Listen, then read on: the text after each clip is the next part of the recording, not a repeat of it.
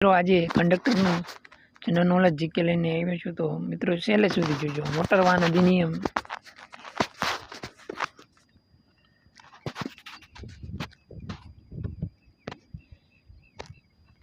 Motor વાહન અધિનિયમ કયા વર્ષે અમલમાં આવ્યો? જવાબ 1988.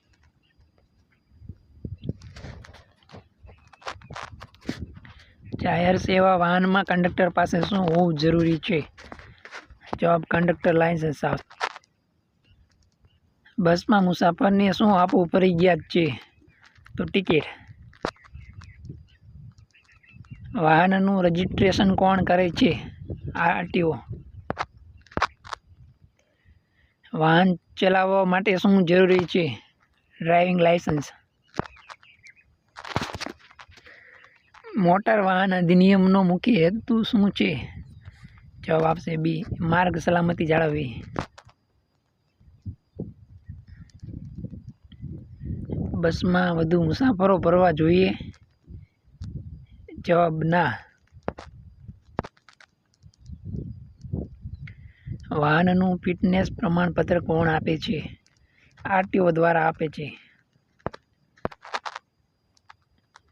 બસમાં ભાડું કોણ વસૂલે છે? જવાબ આવશે કંડક્ટર. જાહેર સેવા વાહન માટે પરમિટ કોણ આપે છે? આરટીઓ.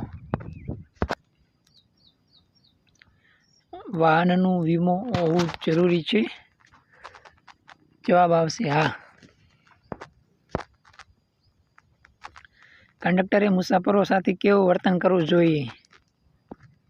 નમ્ર અને શિષ્ટ. બસ ચાલતી હોય ત્યારે દરવાજો કેવો હોવો જોઈએ? તે વખતે દરવાજો બંધ હોવો જોઈએ.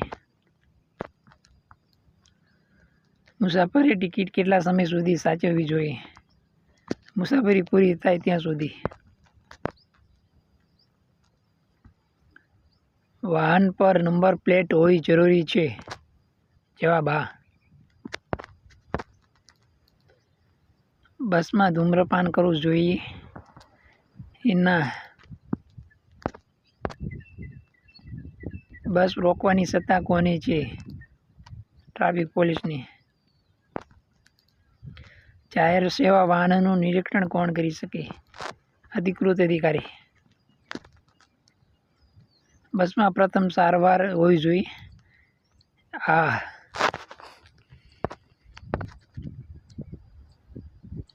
બસમાં અગ્નિશામક રાખવું જોઈએ? જવાબ હા. કંડક્ટરની મુખ્ય ફરજ શું છે? જવાબ બી. મુસાફરને ટિકિટ વગર મુસાફરી કરવાની મંજૂરી છે? ના. વાહનના દસ્તાવેજો સાથે રાખવાની જવાબદારી કોની છે? ડ્રાઈવર ને માલિકની. માર્ગ સલામતી માટે સૌથી મહત્વનું શું છે? જવાબ એ, ટ્રાફિક નિયમોનું પાલન. બસમાં મુસાફરોની સંખ્યા કેટલી હોવી જોઈએ? જવાબ એ, ક્ષમતા મુજબ. કંડક્ટરે ભાડાની રકમ લીધા પછી શું આપવું જોઈએ? ટિકિટ આપવી જોઈએ.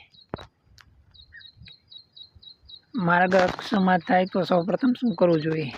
મદદ કરવી અને પોલીસને જાણ કરવી. જાહેર સેવા વાહન માટે પરમિટ ફરજિયાત છે? જવાબ હા.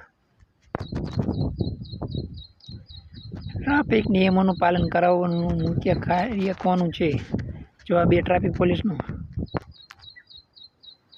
કંડક્ટરે ફરજ દરમિયાન યુનિફોર્મ અને ઓળખપત્ર પહેરવું જોઈએ? જવાબ હા. મોટર વાહન અધિનિયમ 1988ની કલમ 3 શેના સંબંધિત છે? જવાબ ડ્રાઇવિંગ લાયસન્સની આવશ્યકતા. મોટર વાહન અધિનિયમની કલમ 39 કયા વિષય સાથે સંબંધિત છે? જવાબ આવશે વાહનનું રજિસ્ટ્રેશન ફરજિયાત. જાહેર સેવા વાહન ચલાવવા માટે કયા પ્રકારનું લાયસન્સ જરૂરી છે? જવાબ બી, ટ્રાન્સપોર્ટ ડ્રાઇવિંગ લાયસન્સ. મોટર વાહન અધિનિયમમાં પબ્લિક સર્વિસ વ્હીકલનો અર્થ શું થાય? મુસાફરોના ભાડા માટે વપરાતું વાહન. વાહનનું રજિસ્ટ્રેશન સર્ટિફિકેટ આરસી કોણે જાહેર કરવું? આરટીઓ. મોટર વાહન અધિનિયમ હેઠળ વાહનની માલિકી બદલાય ત્યારે નોંધણીમાં ફેરફાર કરાવવો પડે છે. જવાબ આ. વાહનના પ્રદૂષણ નિયંત્રણનું પ્રમાણપત્ર શું કહેવાય? PUC certificate.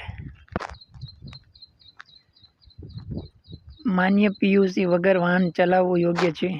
ના, ગુનો લાગે. વાહનના દસ્તાવેજોની ચકાસણી કરવાનો અધિકાર કોને છે? અધિકૃત અધિકારીને. મોટર વાહન અધિનિયમ મુજબ માર્ગ સલામતીનું પાલન કરવું કોની જવાબદારી છે? તમામ માર્ગ વપરાશકર્તાઓની.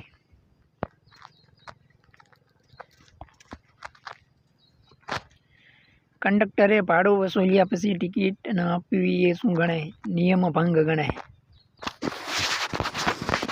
બસ સ્ટોપ સિવાય મુસાફરોને ઉતરવા ચડવાથી શું થઈ શકે? નિયમ ભંગ થઈ શકે. નિયમ ભંગ થઈ શકે. જાહેર સેવા વાહનમાં અધિકૃત રીતે માલ સામાન ભરવાથી શું થઈ શકે? દંડ થઈ શકે. અકસ્માત પછી વાહન રોકીને જરૂરી કાર્યવાહી કરવી જોઈએ. હા. બસમાં મુસાફરોની સુરક્ષા જાળવવાની જવાબદારી કોની છે?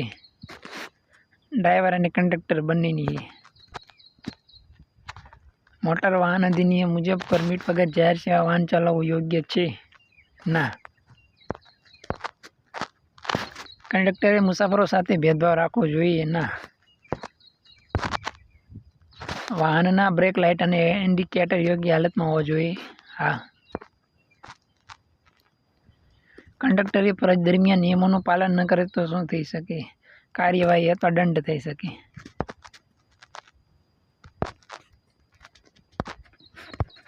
મોટર વાહન અધિનિયમનો મુખ્ય ઉદ્દેશ્ય કયો છે? જવાબ માર્ગ સલામતી નિયમ અને સુવ્યવસ્થિત પરિવહન થાય. તો મિત્રો આવી રીતે ભરતીઓને જોવા માટે વિડીયોને લાઈક કરો અને ચેનલને સબસ્ક્રાઈબ કરો. જય હિન્દ.